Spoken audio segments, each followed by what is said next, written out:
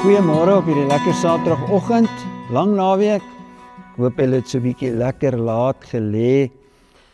En ons sluit hierdie week van inspireer af, die winde van verandering, sluit ons af met hierdie teksvers Filippense 4 vers 6 en 7.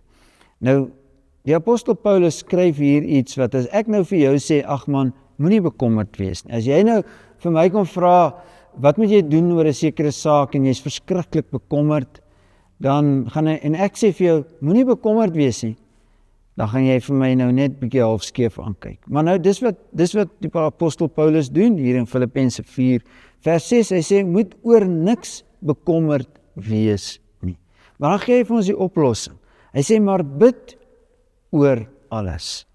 En nou gaan jy vir my sê, wel, jy weet nie regtig of dit nou 'n oplossing is nie.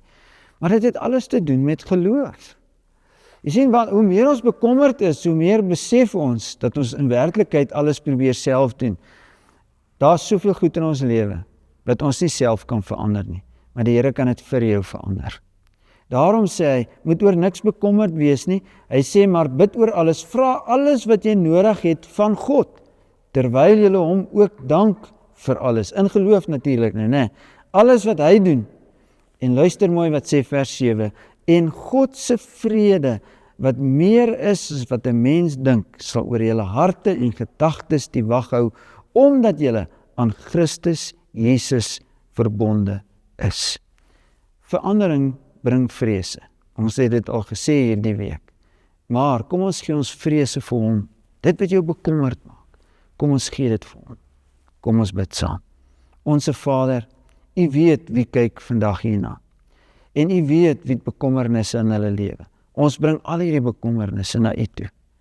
En ons kom vra dat U koninkryk sal kom oor ieder en elkeen van hulle.